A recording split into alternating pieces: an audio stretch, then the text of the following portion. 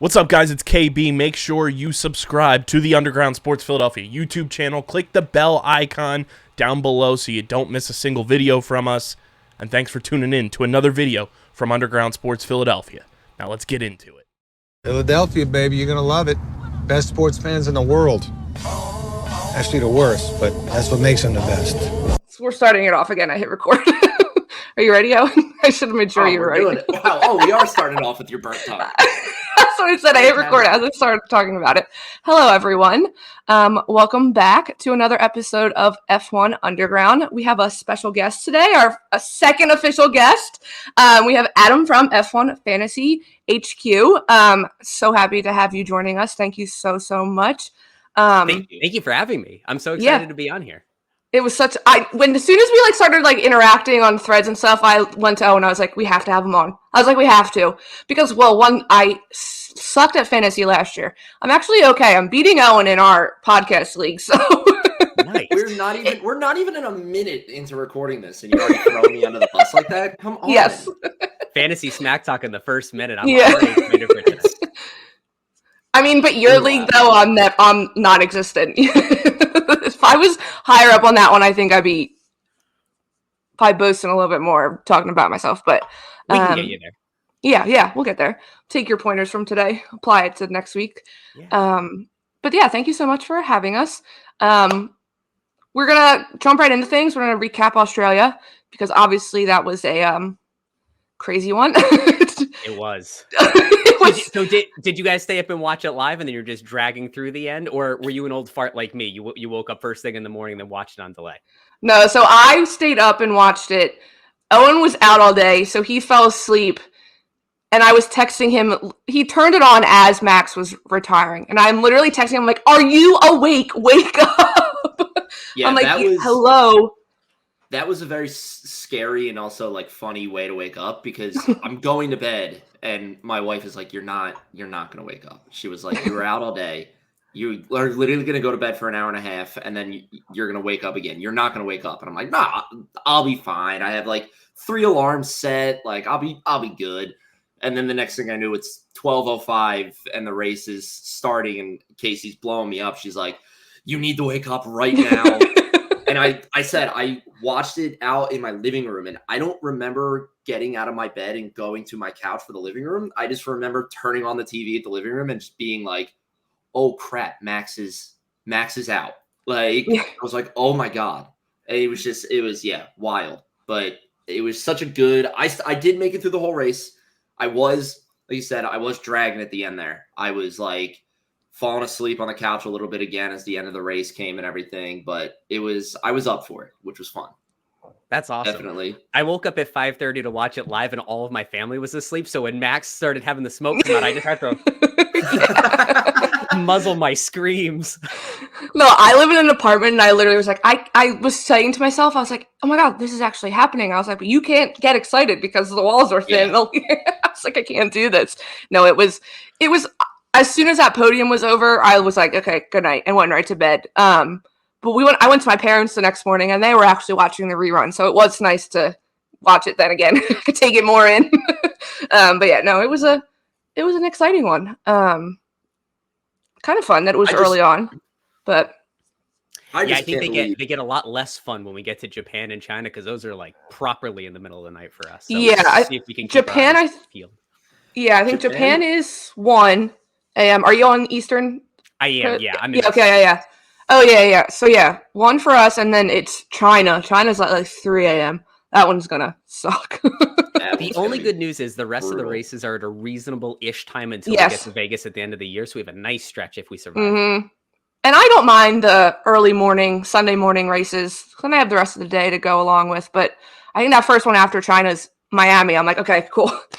We get rewarded with a later in the day U.S. race. So, yeah, finally. But yeah, I don't mind if they're all in a row, these 3, because like you said, then it's a stretch of the ones we get to enjoy before Vegas at the end of the year.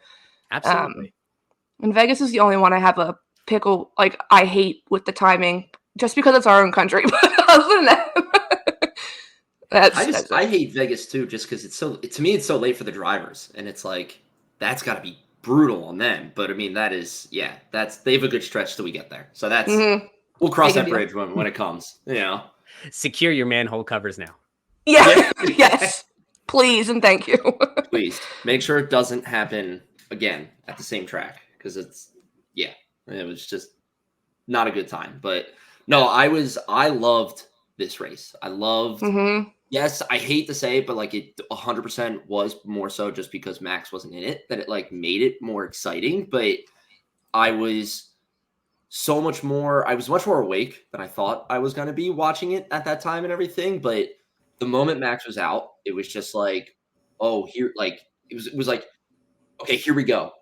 Like everybody's going to kind of be in on it and everything. And the one thing I thought of, Case, was the true winners from this race are you and I, because it was Ferrari 1-2 and your boy.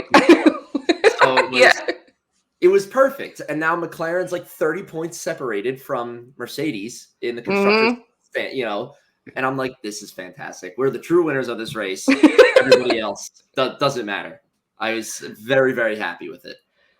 And the standings are so tight now. This is the first time since 2010 that we've had 3 drivers within like 5 points of each other. And the drivers at the time that were within 5 points were Massa, Vettel, Alonso. So that's how long ago drivers that's the top.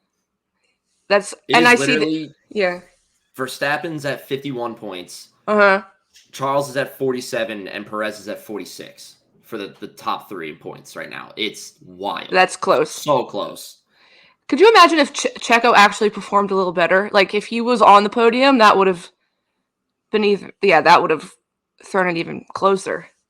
It's amazing what a difference just a few races makes. At the start of the season, it's a matter of who's going to take over Perez's seat. Then Perez has 2 good races. We think, all right, maybe they're going to re-sign Perez. Then in a race that Max DNFs, Perez finishes behind 2 Ferraris and 2 McLarens. And people are wondering, ooh, can we really put up with this guy? That CarlosSainz guy's looking pretty good now that he's won a fender fighter. And just now the whole thing is turned on its head. Yeah, it's crazy. It was so quick that people right away were questioning because they're like, he was still in. And again, like, what was his issue? You're in the same exact car. You should have probably been able. I mean, he overtook, but basically ended in the same place he started. Like, he didn't improve that much. So, yeah, definitely the questions were back pretty quick. Quick. It was the Perez issue. What else happened during this race? There was. Well, I want to say, I see you're wearing your Williams shirt. So how do you feel about that whole scenario with Logan, Alex? I rotate between this and my Mercedes gear, but I'm wearing it in solidarity with Logan. Definitely a tough call that James Vowles had to make earlier in the weekend.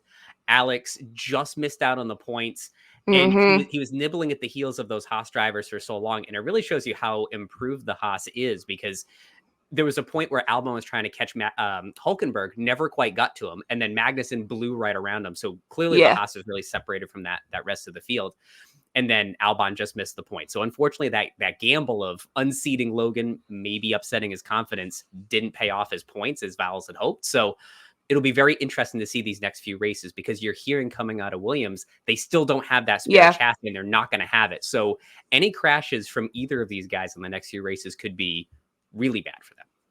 Yeah, I think I saw one of the headlines. They literally like, they can't crash in Japan because they won't have anything. And it's like, how, which I get, like James's total overhaul of everything, but it does, like, you're like, they are not prepared. They're not. I mean, but then you do have like Haas, where their team principal came out saying that they were going to be the bottom of the pack, and they're pretty well 3 races in. They're showing some promise. They're not bad to watch. Owen, I think they were playing possum early in the year. Their tire degradation, they've managed the heck out of it this year, and so they're having these longer stints and really staying with it. This is the 2nd race in a row for points for Haas, so that's incredible. And their team strategy has been great too. Like last week with the whole Kevin Magnussen taking every penalty under the sun, so Hülkenberg could get the points, but then they both ending in the points. This was definitely a big win for them this weekend. It's incredible. Every million counts with this prize money. So if they can get ahead of all those teams and finish, oh my gosh, P6, P7 in the constructors, imagine how much better Haas can be next year. Yeah, that'd be interesting. They would love that. They would love that. That'd be such a story for Netflix too, because I feel like every season on Drive to Survive is just Haas is trying to dig their way out and just like can't do it. So that would be such a turnaround like point for them. It'd be very nice to see. That would be great. Yeah, it would And then be, for my other team, it was really sad news for Mercedes. Their first double DNF since 2018. Really sad day for both George and Lewis. Yeah, Lewis was surprising. I mean, I keep saying I think he's checked out of this year for obvious reasons, but they are struggling. And I like how today there was like a headline saying that Toto's not going to be in Japan, but it was like not because of the double DNF. He was scheduled to not be in Japan. Like it's not because they did so bad. I saw that article headline like pop up on my phone, and I was like, I already know it's like just for it's already planned, but I was like, it's not even worth like clicking into it because I was like, I know it's just people like trying to get the whole like, oh, double DNF, and now Toto's not going to be in Japan. It's like that doesn't matter. It's not it, but yeah, George's crash really, that was the moment during the race where I like literally shot up out of the couch and I was like, holy crap. It was scary to watch. And then, but it was also insane just because it was the last lap and you just saw this all hope and just literally points just fade away from Mercedes during the race. So it was like so heartbreaking to see happen.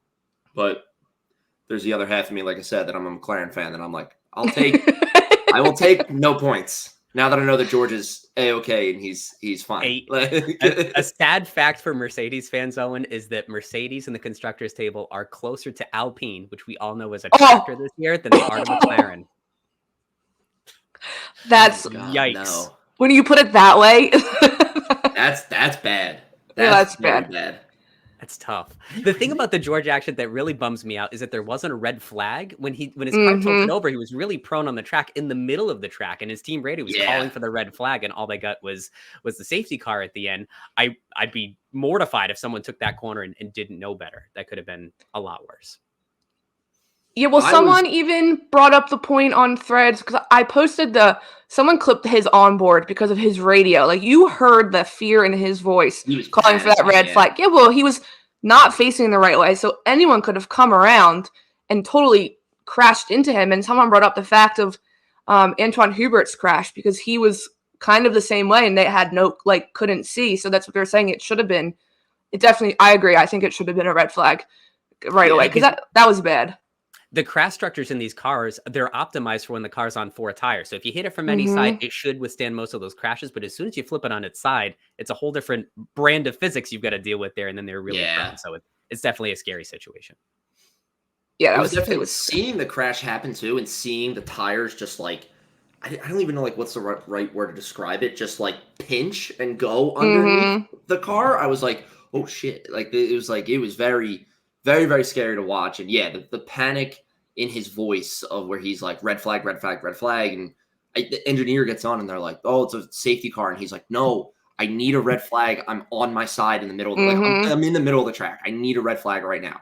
And it was just, wild to see. But it's tough watching both Mercedes do that and everything. And I agree with what you're saying, Case. I think part of Lewis is a little bit checked out. So this race definitely did not help that sense from him. And it's just tough that it's literally the third race of the year, and he's got 20 of them left, 21 left. Well, I think he was asked in the post race, something about I can't remember a specific question, but he was asked about the car and if it would get better. And he basically was like, no, it's going to be a long season. It's early to say that. It is early.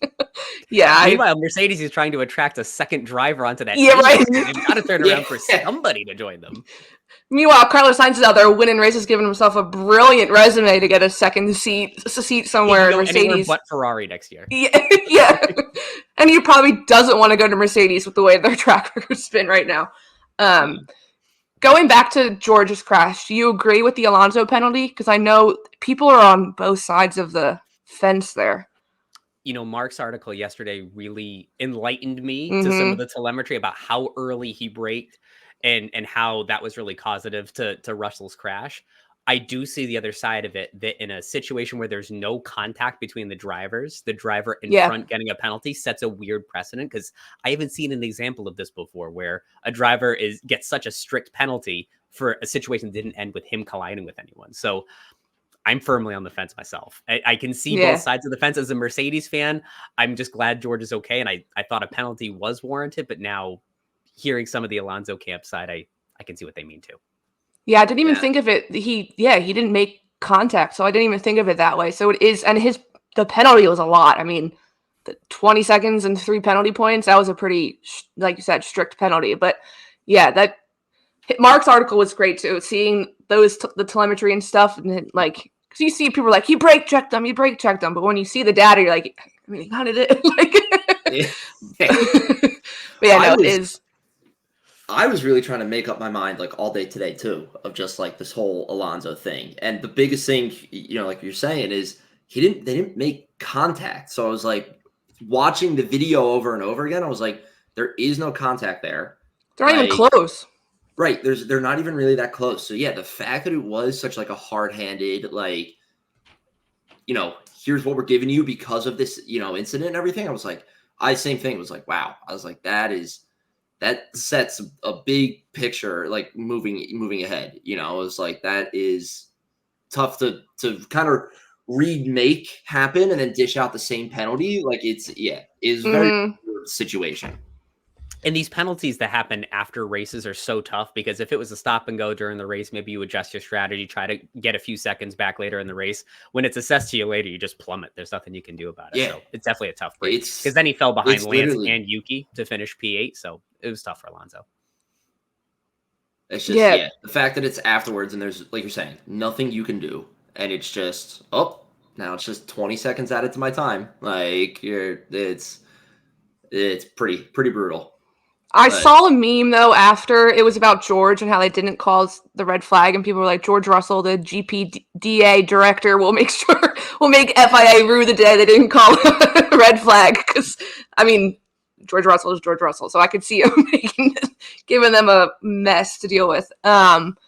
Speaking of Yuki, that whole situation, he's obviously killing it. I mean, I think Helmut Marko, I saw his saying that he drove a pretty perfect race this past weekend. He looks good. Don't know how you feel, but so he's 3 for 3 in qualifying this year against Ricciardo, 7 out of 10 in their 10 races together. So Yuki's really outperforming Ricciardo at this point. We talked about how the script is flipped since the beginning of the season. Ricciardo was a favorite to take over for Checo, and now he's trying to chase not getting run off the grid by Liam Lawson even faster than he chased Nick DeVries off the grid last year. So life comes at you fast in this sport. Yeah. F1 is a ruthless sport. Red Bull is a ruthless team. I mean, especially when you go back to preseason testing. I mean, he was the one that looked good. He was at the top of the times. Like, he looked promising in that car, Daniel Ricciardo. We talked about it. We were excited. We were like, oh my God, the Daniel Ricciardo of old is back. And then it's been like non-existent. I mean, crickets the whole season from him. It's just, I don't even know like what to say about it, because it's like there's not really much you can say, or at least in my opinion. It's just like he just hasn't done anything.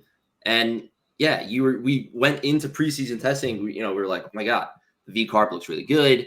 They look so much better than we thought it was going to look. Okay, here comes Daniel Ricciardo. This is going to be such a good season for him, such a pivotal season for him in terms of like getting back to what we knew him as. And just so far, it's been nothing. Yeah, the only time we saw him on the broadcast for Jeddah was 1 with the bad pit stop, and then 2 when he spun himself out at the end of the race. So that's what it's come down to for him now. It's really true. Sad.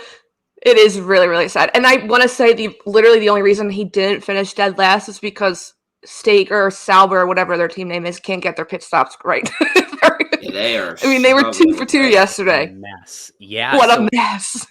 It sounds like they had some hardware change with the wheel nut, and it's just completely thrown them off, and it leads to malfunction. So not only did they have the 2 pit stops, they also got a fine afterwards because they had a spare wheel nut that rolled into the speeding lane of the pit. So they had this fine. They had 2 bad pit stops. They're in some shambles too. They're on track talent. The team on track is in shambles. Their social media content, 10 out of 10. 10 out of 10. They do a very good job with their social media, but the whole on track nonsense is a complete mess. I didn't even know about that nut that rolled into the lane. And it sounds like is... no end is in sight until the European upgrades.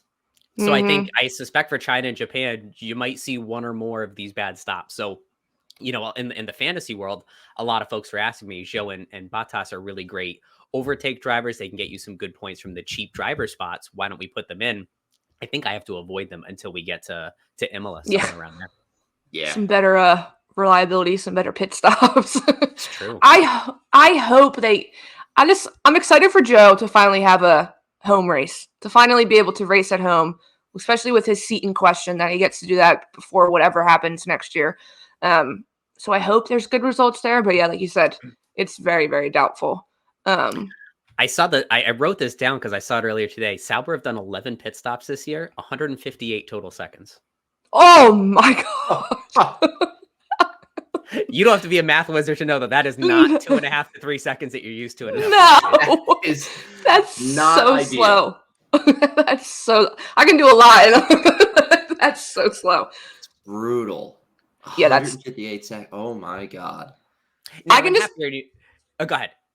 No, I can just picture Bottas in the car, like, come on, please, like, speed up. Go ahead, I didn't want to cut you off. No, you were talking about Zhou in a home race. I'm really happy to see that RB they're putting a Wasa in the car for FP1. So you'll have a Japanese duo in FP1. I think that's going to make the home crowd go nuts next time. Yeah, and Yuki almost pulled a Tom Holland on Sunday after the post-race and spoiled it in the post-race show. He, went to say something about how, he was very excited for practice in Japan or whatever. He didn't say exactly, but then he's like, oh, wait, never mind. I shouldn't have said it. And then when this news came out today, people were like, that's what Yuki meant. Makes sense. Yeah, he literally stopped himself because he almost spoiled it. It was like PR training kicked in. But, yeah, I love that. He's very excited too because they'll have an all Japan team going in for FP1, so that'll be exciting to see. It's going to add more juice to the Daniel Ricciardo news. That's one less session he's going to be in his car. Meanwhile, Super Formula races at this track multiple times a year, so Liam Lawson's got a lot of experience around Suzuka. There's going to be a lot of apples to apples comparisons here too, so I'm really excited for the drama after this week. I totally forgot that Super stage race there. I totally forgot. No, that'll be That'll be a fun one to watch. More fuel. More. Just keep throwing it on. I love it. Poor Daniel Ricciardo can't escape it. It's just like there's so much pressure. It's almost like Checo from last year when he couldn't get out of Q1 and Q2, so the pressure just kept getting added on top and on top. And I'm like, how much more can someone take? But Daniel Ricciardo isn't probably gonna lose his seat if he doesn't continue. So, that'll be interesting. A little scared. It's scary the way Ollie Behrman's race and the way that Liam Lawson raced last year. Two guys have to come off the grid to make room for them next year. Who's it going to be? So everybody needs to shape up or ship out. And the other talent within F2 that's ready to come up probably, or the reserve drivers that are ready to come up. Yeah, there's a lot of people waiting in the wings. F1 was a little slick this week with their camera crew at one point because they were talking about Daniel and not performing, and the next thing you know, Liam Lawson's on the screen. I was like, oh, you're good there, you're good. Good job. Yeah, well, it's all intentional. It was also when they were talking about Williams on Alex's birthday, and they were like, oh, Logan got Alex a birthday present, his car. I was like, oh my God. But they were ruthless. Yeah, ruthless. We didn't talk about the team at the top. My faves, obviously. That was. Here we go. No, what? You think I'm gonna go off? No, I just. Oh. The 1-2 finish. Casey, have a day. Go off. No, listen. I was very impressed. Even during practice, I was like, they have the pace. I was like, it's there. I didn't know where it came from, but it was there. They looked good every session and every practice, and then qualifying. I'm still a little confused on why Leclerc bailed on the last lap. I heard that I didn't look at the data or the telemetry to see if he lost it in a corner, but then apparently people said his onboards, the car was snapping back and forth pretty bad. I have to go back and look at it, but it is. I mean, to get that 1-2 is huge. And obviously Carlos getting that weight loss surgery of losing his appendix. It's such great news yeah. for Ferrari. I mean, so Leclerc sits now at 47 points through 3 races. It took him 8 races to get to 47 last year. So it just shows you how improved Ferrari is. Yeah, I saw it earlier and I was like, oh, I forgot how slow his season started last year. It's nice to see. It's a welcome change. There's totally a change happening within that team. I say it all the time. I trust Fred Vesser to lead, like, with that team. I think he's the perfect choice. And Fred we trust, I like to say. But they got it all right. Like, you saw good strategy for them this weekend, good pit stops. They just, everything fell into place perfectly. And I kept saying, I was like, I think they can get the McLarens, because the McLarens did not look good in the slow speed corners. They were losing a lot of time there. Sorry, but they were.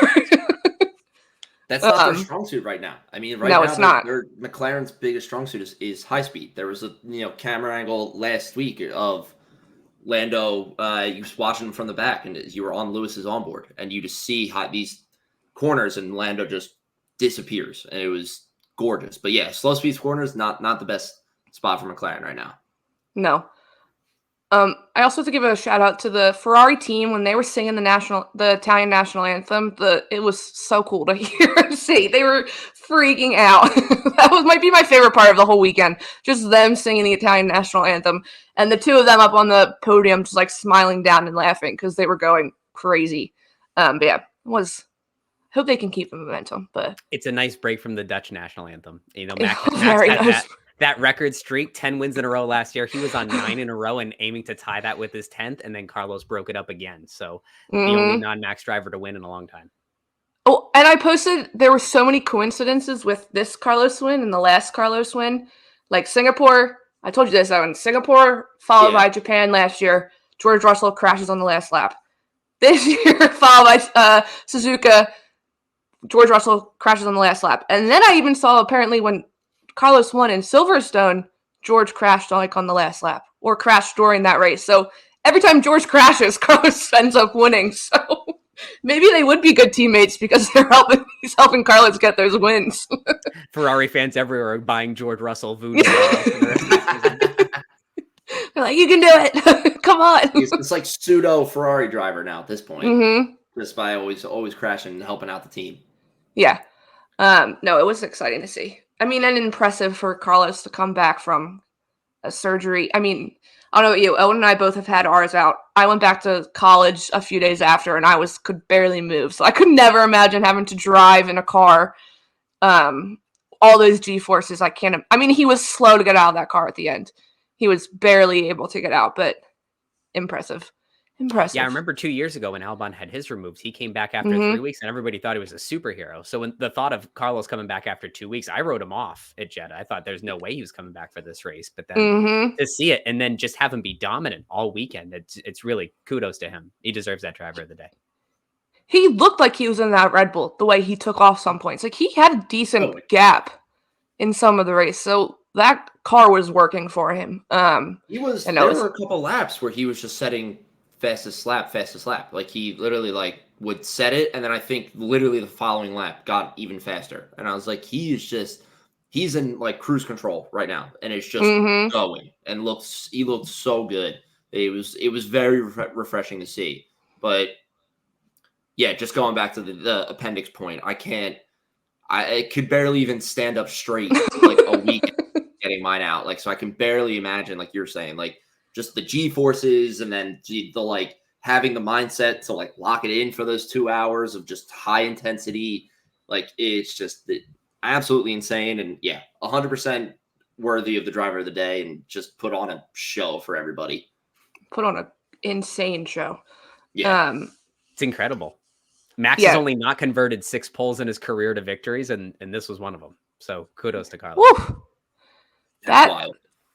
Max still, when I woke up yesterday, I was like, wait, that actually happened. I was like, Max Verstappen retired from the race.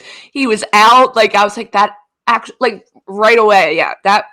And I think, I could be wrong. I thought I saw something today that his brake issues were kind of similar to what Leclerc was like. Apparently, they use the same brand of brakes, Red Bull and Ferrari, and his is what failed and started burst into flames. So that's what people are saying now. If they look into this brand of the brakes, because two major issues, but yeah, it was.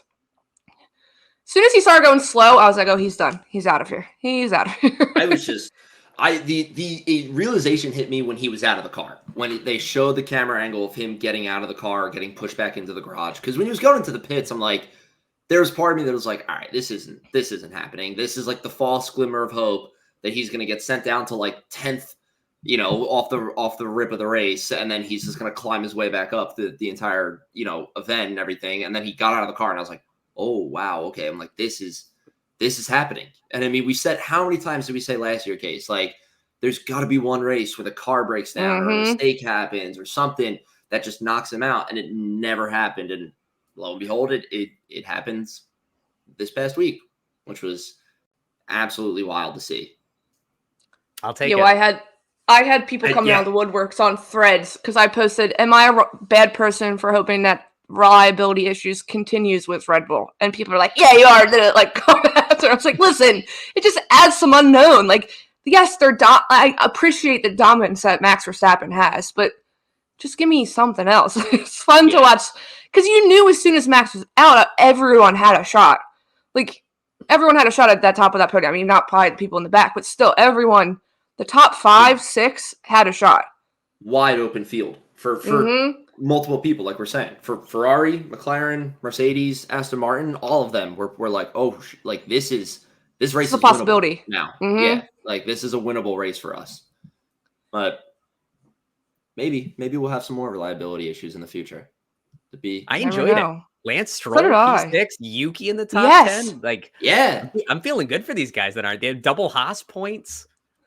Yeah, it was a welcome change. It was a welcome change. I totally forgot about Lance Stroll. It was so focused on everything else, but I feel like that was the performance he needed. Oh yeah. After the crash in Jeddah, everybody figured throw him in the ocean, he's done. And then he just came right back with a top 10 finish. Worked out really well for him. Throw him in the ocean. That's probably a lot of people when he doesn't perform well. But I do like the way Aston Martin's going right now, because last year they started so strong and fell off. I feel like this year's a little more gradual. I'm like, okay, yeah, ease into it, don't go full force, and then your upgrades suck. So I'm interested to see how they go. I mean, at this look, it'll probably be them versus Mercedes for some podium places at the end. Come down to those two. Yeah, that'd be exciting. Those first round of upgrades are going to be huge. This is where McLaren surged last year. Can they make that step up this year? Can Mercedes right the ship? Can Aston Martin start picking it up? One of them's going to, and another one's not. And I think that's going to be where things separate in the top 10. Yeah. Yeah, it's definitely what's going to happen. Definitely. I hope McLaren can keep going. Please, McLaren. I was so sad once they had that podium up and you saw Mark Webber up on the podium. And I literally was just like, Oscar. I was like, it was a perfect podium, obviously for multiple reasons, but he wasn't the quickest. Lando was faster. He was struggling. So I get why they swapped him, but I did feel bad because it was that crowd loved him in Melbourne. And agreed. Obviously. And it gives Lando the dubious honor of having 14 podiums with no race victories to set up all alone at the top of that list. So, good news and bad news. Yeah. He'll get there. He will get there one day. He will. We will all hear Owen screaming and cheering. I'll run up and down the street yelling for all the neighbors to hear. They'll have probably no idea what I'm talking about. It doesn't matter. I will know. It'll be my thing. Listen, those guys in front of us at the Flyers game last night would have known because they were talking about the race. So we heard them talking about George. So F1 fans at a hockey game. I like that. Yeah, that's what. Yeah. I turned around and I was like, I think they're talking about F1. And he was like, what? I was like, I swear I just heard George Russell. And then I kept listening and I was like, oh no, they're talking about the race. Should have been like, here's them. And all I heard was cars, but obviously putting it together, I was like, oh yeah, they are talking about the race. It's just fun to see. F1 in the wild. That's great. F1 in the wild. That's right. It's like getting on the plane that one time for me, and I saw two people watching the race as I was boarding the plane, and I was able just to like peer over and look at the. You're like, excuse me, can I share do you have a headphone I can borrow? Yeah. The one question we did get from someone on Threads, it says, is there an event you guys expected the least at the Australia GP? I mean, there were quite a few, but is there anything that you were not expecting? I think we might all have the same answer, but I mean, I can say Max DNFing, and then we can come back to me, and I can try to come up with something a little more clever. 3 straight races with a wheel nut issue for Sauber. I thought was statistically unlikely. Now it's officially a problem. I think mine was Lewis retiring from the race. That was very shocking, and I think part of the shock value too of it was seeing both Lewis's and Max's name at the bottom of the leaderboard. The bottom it just said out, and I was like, oh, like that's a weird sight to see. But the one thing I did see too with it that was pretty funny was like, guys, we forgot. Max won this race because it was in Australia, so everything's upside down. So then when you flip the leaderboard, his name's back up at the top. I was like, yeah, that's right. Well, and I think I said last week when we recorded that his last retirement was 2 years ago in Australia, and then literally to the weekend, it was pretty wild. Start the clock. We got another 2 years before 2 years. Oh my God, if we have to go another 2 years. You know, now that you say it that way, Casey, so Max retiring is rare, but you could at least imagine it happening. Driver A crashes, team gives him driver B's car. I never would have imagined. No, that's definitely, that I've never, I mean, we're fans, but I've never, I mean, that's wild to think. That's what people are like, that's like if Max crashes and they're like, okay, well, you're going to drive Checo's car. Like, I mean, Max even said, he was like, if I was in that place, I would have made sure the car was so destroyed, no one would have been able to drive it. Like, I also would have flattened one.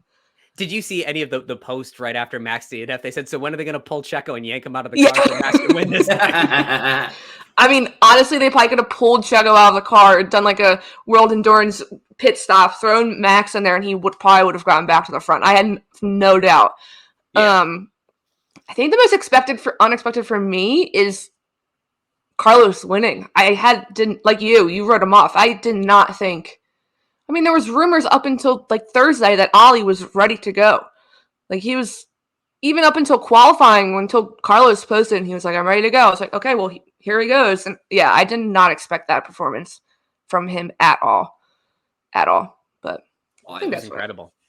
Yeah, but definitely the big theme of the week, Max DNFing. Yeah, retiring.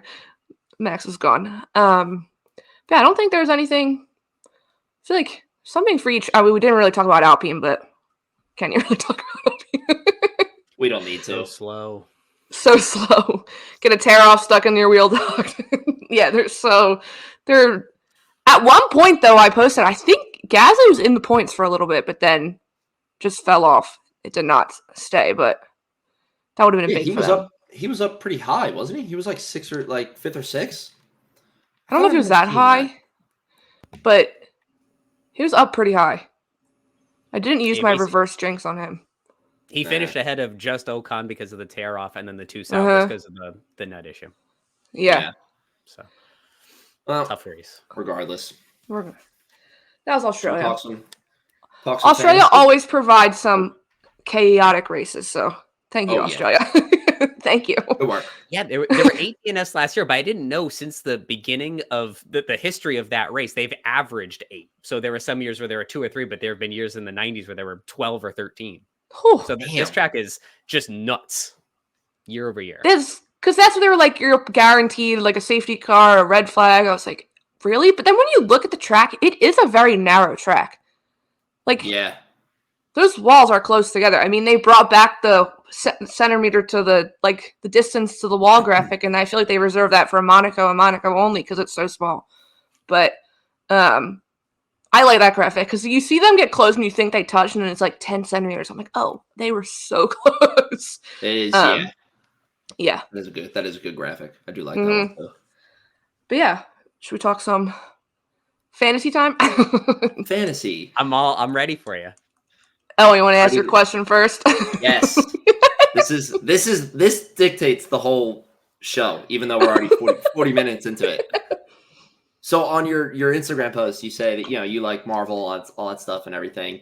I am a massive Marvel movie, comic book, and everything fan. So my question for you, and I'm sure you've gotten this question before, but there might be a little bit twist to it. Who is the best Spider-Man? And your options are Toby, Andrew, and Tom, the three actors, and then if you played it, if you haven't, the PS4 Spider-Man. Out of those four, who's the best? I have not played the PS4 Spider-Man. Oh, I'm sorry. No, it's all right. But just the three then. Just the three of those Just guys. three. I think it's probably a recency bias. I like Tom. That's a good answer. These last few movies have just really been pulling on the heartstrings. I've really come out of them feeling super good about it. So I'm gonna have to say Tom. Good answer. Good answer. All right, we can proceed with the rest of the I have survived to the rest of it. There was actually the Jets button that Owen was ready to hit. Yeah. He was about to make you leave from the studio. Like, all right, that's it. Thank you. Bad connection for Adam. See you later. Right here on my desk. Just boom. Really, Owen, would you? Owen, Spider-Man is your favorite. So would you disagree with any of the responses? Or no? No. So you like, okay. No, I like them. I like them all for different reasons, but I think overall and just best general understanding and portrayal of the character, I think, is Tom Holland. He's a huge F1 fan. He was literally in the Instagram live of like the drivers parade. He was in it and he was like commenting, "Let's go, Lewis." I mean, he's the only celebrity they have in the little montage thing, waving the checkered flag. So I love that man. It's a shame he's not a Lando fan. That No, would he's really... not. Yeah. We have to ask Akon who his favorite Spider-Man is, because that is also he's a Spider-Man nerd. Yes, he is. Hopefully he becomes a Deadpool fan soon with Ryan Reynolds getting some stake in Alpine. Yeah. Which we're fans of too. Yeah. Okay. Right. Well, I guess we'll start off the first question.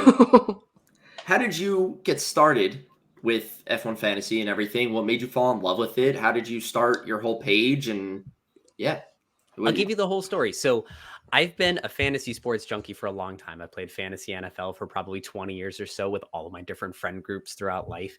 And about 2-3 years ago, I started playing F1 Fantasy and I just happened to be really good at it. And the thing with fantasy NFL is I love getting to work on Monday morning, just flipping through my phone. What happened on Sunday? I couldn't watch all the games. What does this mean for players' value in the long term? But there was none of that for F1. You have people on the different social media apps that are just limited to a few characters. And then you have these really good tool websites, but it's just, here's your lineup, go put it. There was no context of whether drivers were going up or down. So I said, maybe if I make a website that gives some narrative behind it, people will be into it. And then at the same time, there were only 3 or 4 fantasy content creators in all of the different social media. So I knew I'd be top 5 in the world because there aren't 5. So that was my inspiration. It's a good mentality. I like it. I made F1FantasyHQ.com last year and had over 115,000 visits to that site in my maiden year, which was super fun. And then I synced up with an app called FanAmp, and that is where a bunch of content creators come together, sync up with their fans. They've also got great pick'em events, contests. They have all your stats and news all in one spot. And so they connected me with Rob from F1 Fantasy Hub, who I'd always looked up to when I started my page. And him and I have this show with some other great creators called the Fantasy Formula. And so the Fantasy Formula has 2 shows, one that we film at the beginning of the week. That's a race review for the previous race and a race preview for the upcoming race. And then we do a live show 1 hour before qualifying, because qualifying is when fantasy lineups lock. So we have people from all over the world come to our live show and they share their lineups with us. We critique it. We answer questions. We have a contest with our sponsor, and that ends up having some banter there. And this year we had a couple of really cool level ups because Formula One approached us in February about being one of the first featured leagues in all of F1 Fantasy this year. So there are 9 of these featured leagues that are at the front of the leagues page in the game. And our league now has over 100,000 teams in it. So the exposure has been huge. We're super, super thrilled about it. And then as we started bantering about it, there's this F1 Live League. So it's 11 people from F1 TV that are duking it out in F1 Fantasy. And they talk about it in the weekend warm-ups and stuff. And so I started posting that leaderboard with some of my feedback. And Chris McCarthy, who's the F1 Kids lead, he's the lead broadcaster for F3 and Porsche Super Cup.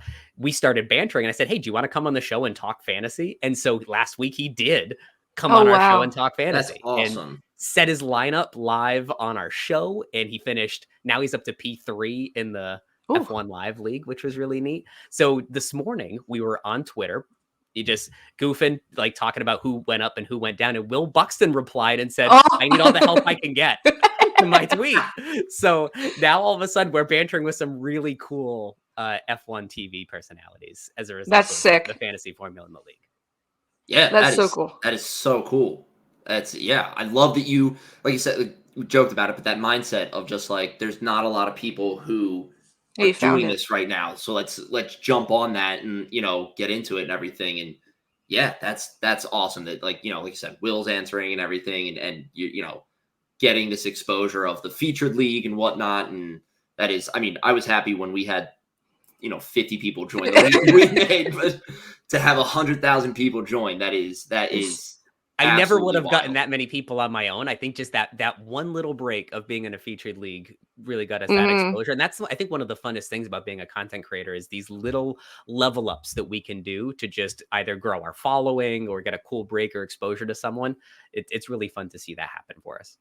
That's sick. And I love the F1 TV crew takes it so seriously. Like, they're making fun of each other on the, like, right before qualifying. They're going back and forth. So that's fun that they're getting involved. They're going to be coming they're all going to be coming to you for advice and stuff.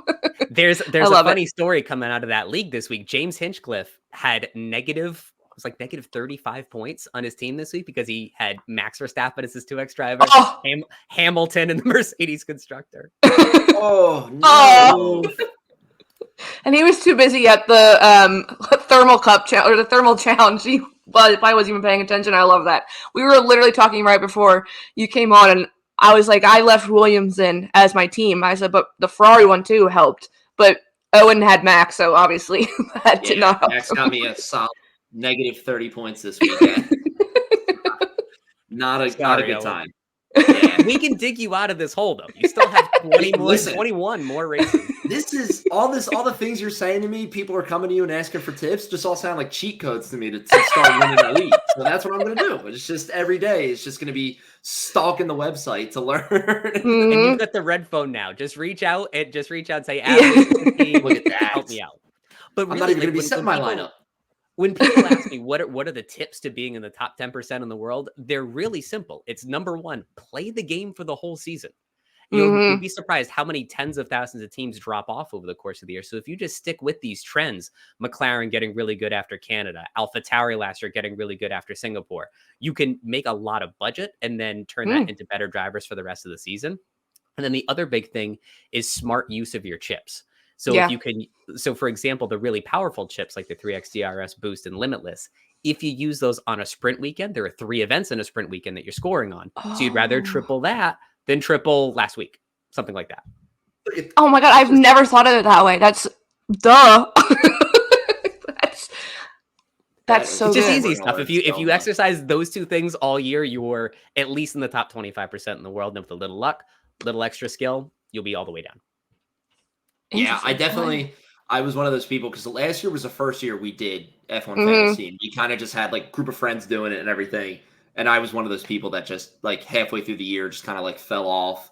I was like wasn't thinking of it and everything as much as I do when I play like fantasy football or anything. Like I just got into this rut of like never checking the team. And my one buddy Nick would text me and be like, "Who's on your fantasy team this weekend?" And I'd be like, "I don't know." I completely forgot. Haven't touched it in weeks. Like I have an important fantasy question for you, Owen.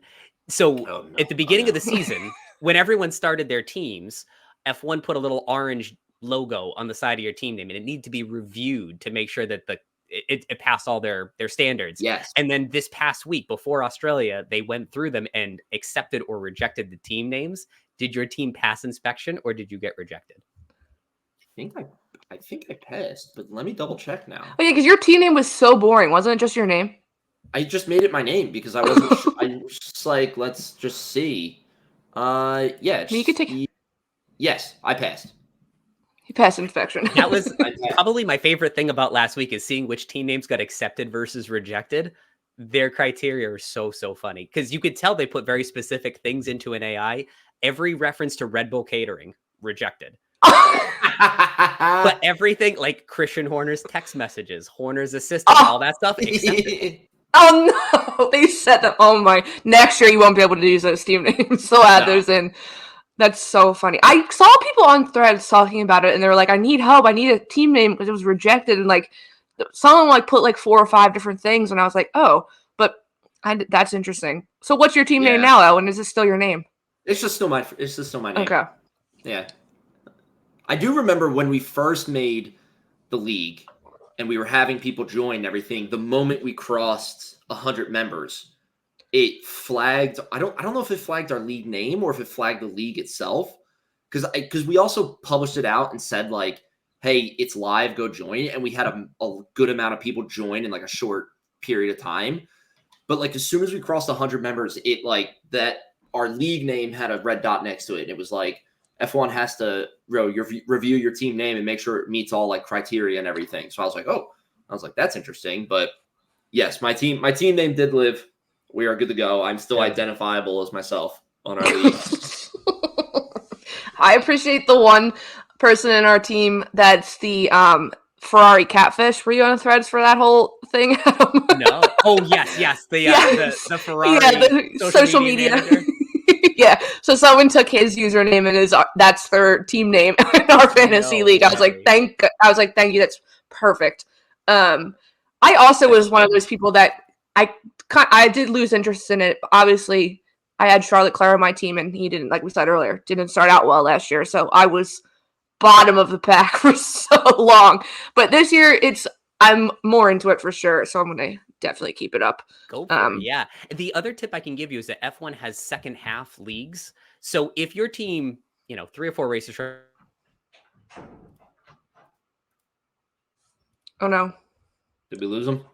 Recording on here, so I'm resuming. It's okay. We don't make it through one episode without technical difficulty, so you're officially a part of the show, so you're in. But you were saying about the halfway through the season teams. That's where we lost you. Yes, so F1 has leagues in the second half of the season. So even if your team for the full season isn't doing that well, come back from hiding in the second half. If you haven't made 3 teams yet, you can make a new team and start from scratch. Or you can use a team from the first half with a slightly bigger budget than a new team would. So don't give up. Or if you give up, come back. Interesting. Okay. Good to know. Good to know. Yeah. That's good to know. You had mentioned, obviously, maximizing points depends on also the chips that you use and everything and how strategically you use them. Are there chips that, you kind of think are a little bit better performing than others? They're a little bit more important to use, either first half of the season or second half of the season? Like, what are there personal ones that you're like, I love using this one, and I know it's always a shoe-in to use it for max or whatever it is. Yes. So I think the most dominant chip of all 6 of them is the 3x DRS boost, because what you do is you get to triple one driver's score, but then the 2x DRS boost we get every other week, you get to apply it to a second driver. So you want to save it for a sprint weekend, so it's over 3 events, and then you want to make sure you have 2 really dominant drivers in your lineup, so that you can get the most out of those points. So I think that's probably the biggest one for me. Yeah. And then I think the one that I recommend waiting until the second half of the year for is no negative. So of all the scoring categories every driver and constructor can have, if any of them are negative, like if a driver loses positions or if a driver DNFs, that will set that line item in the driver's score to 0 so that you have no negatives. The second half of the year, we ramped up with a lot more DNFs in the first half of the year. I think there were like 15, 16 more DNFs in the second half of the last year. So I recommend saving that till later when cars are a bit older, teams are ready for new engine parts. Seems like those hotter temperatures bring out the worst in these cars. Oh, good to know. That makes sense. Yeah, that's very nice. Yeah, I used the 3X on Max this past weekend. And it was not. Now you know to save it. Yeah. So now I want to know. I will make sure that doesn't happen. Or I'll make sure to use time for sprint weekend. Exactly. Because that's a very good. Now, that's a very good tip. if it helps, I have a disaster story too, Owen, and I follow my own advice for the limitless chip. That one allows you to run infinite budget and have infinite number of transfers. So you put in the best drivers and the best constructors you can. I saved it for a sprint weekend, just like I told you.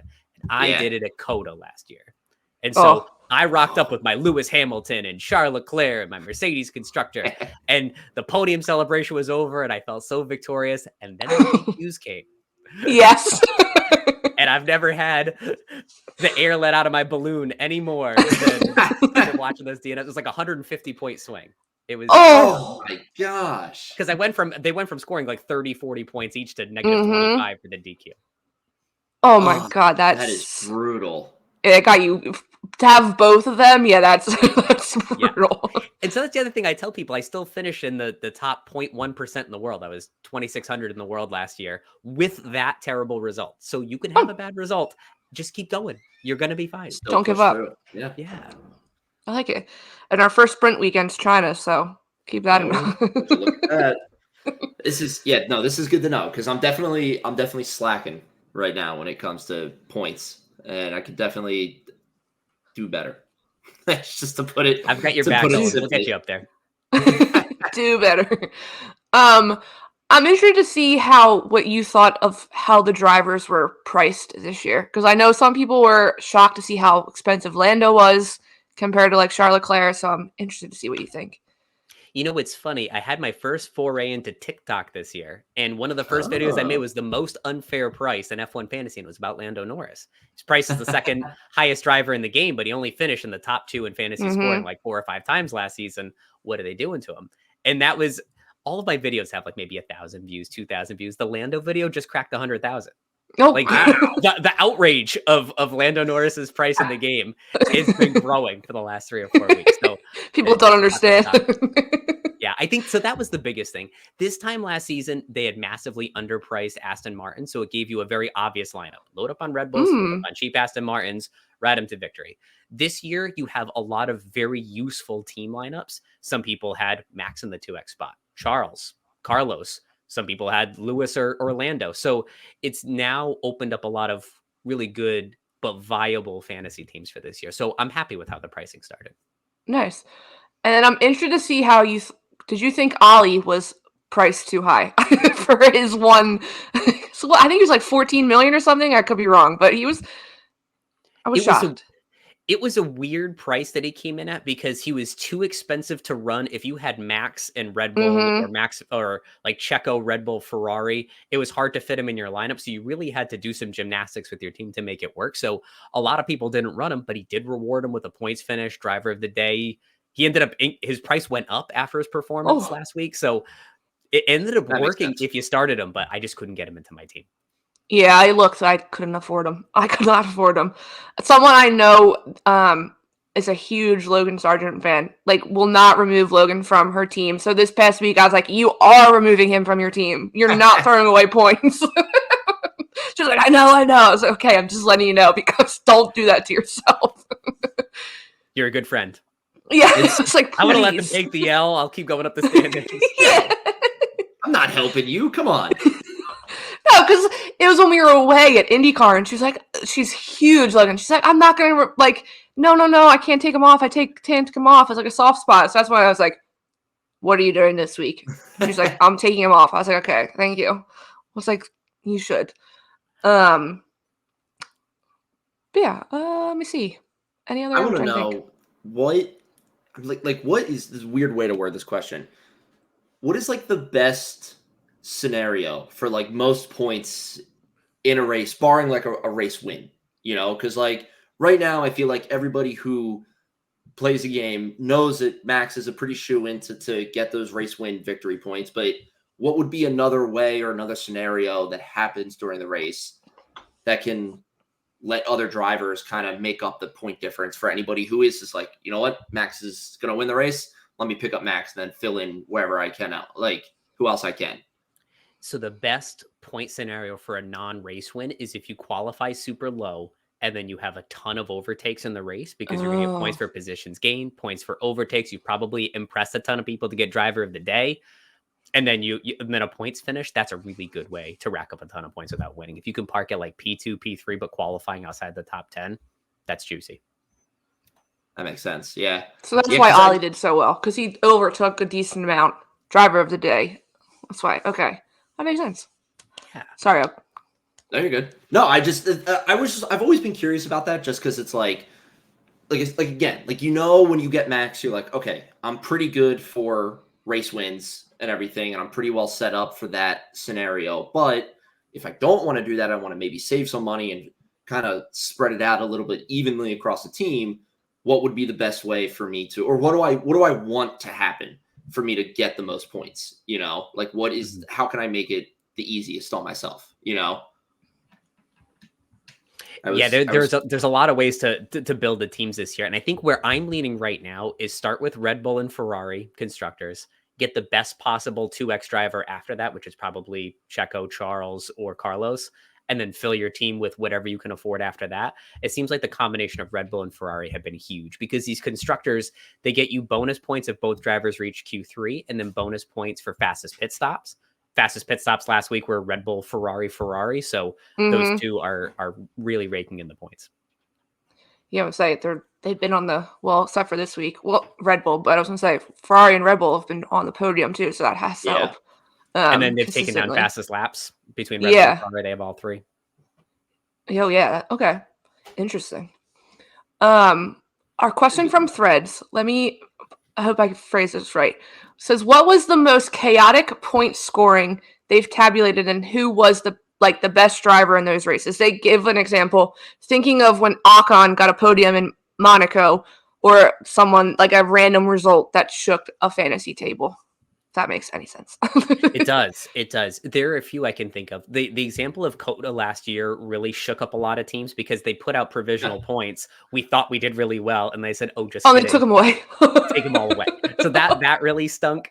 The other thing is when something changes after the race that could really alter the ending of things. So last year, the championship, the world title for F1 Fantasy, came down to 2 players that watch our show. So we had them on our last live show.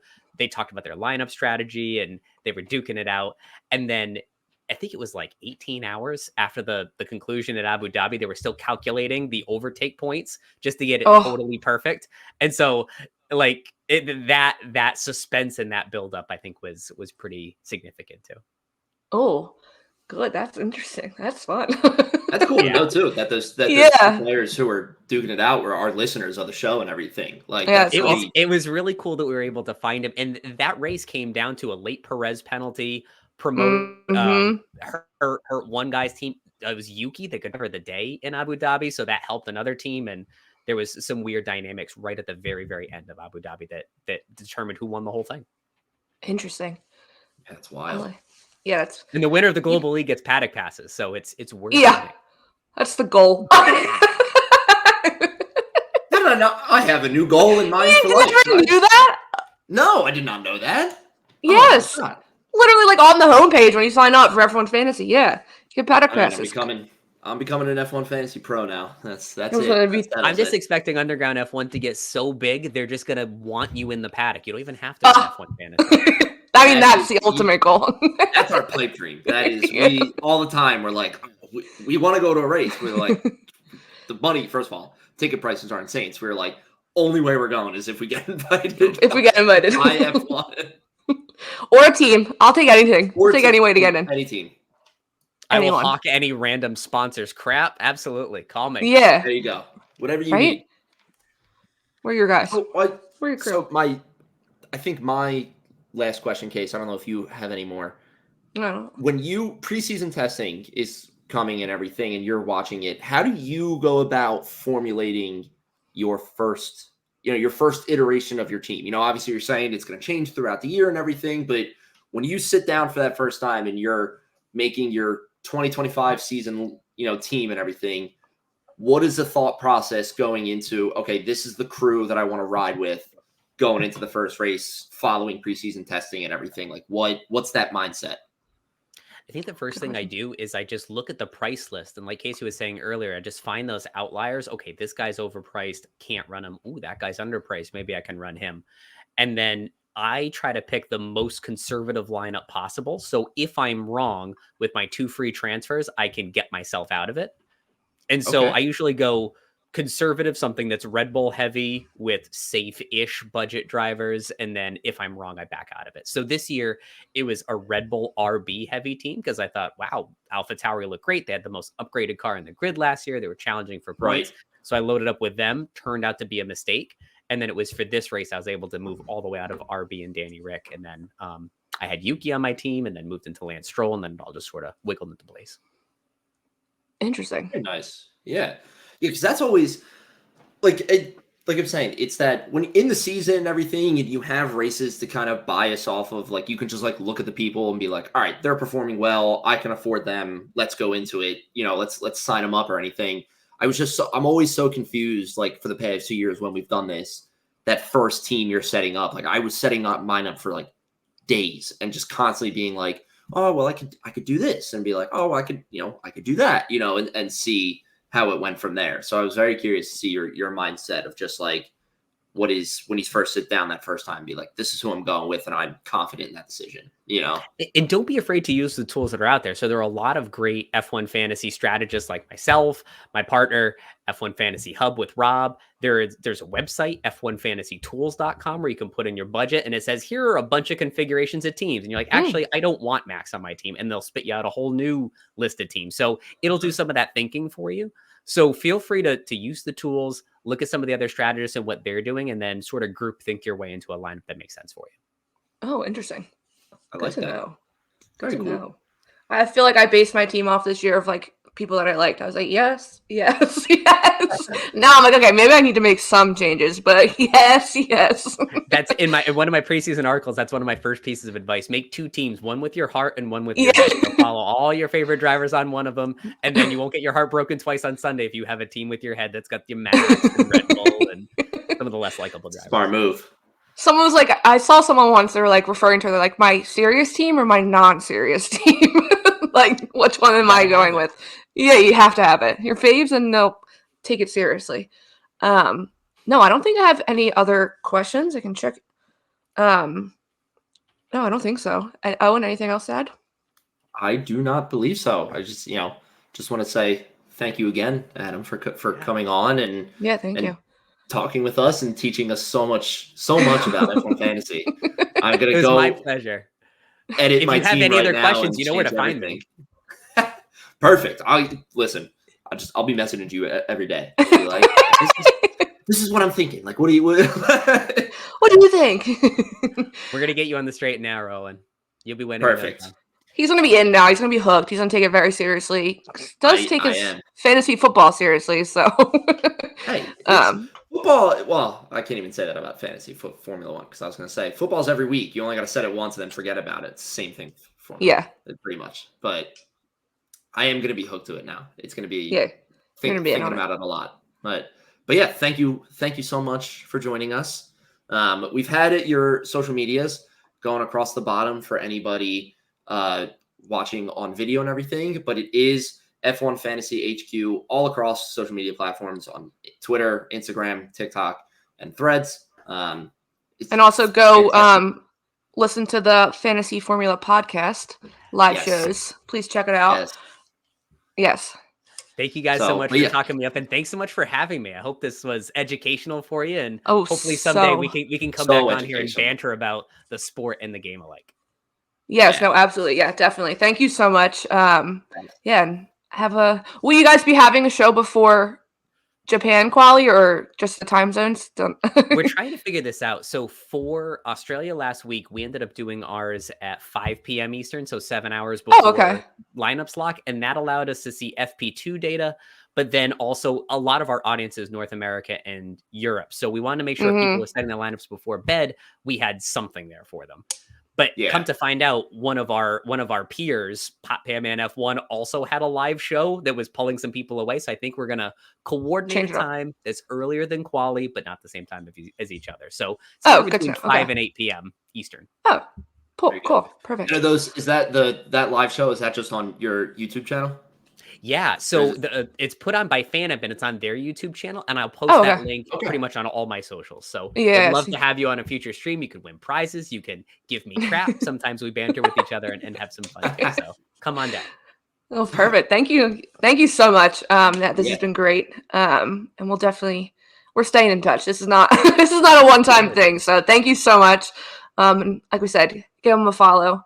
And thank you all. And we will see you next week for Japan preview. I was like, wait, what race is it? Yeah. See ya.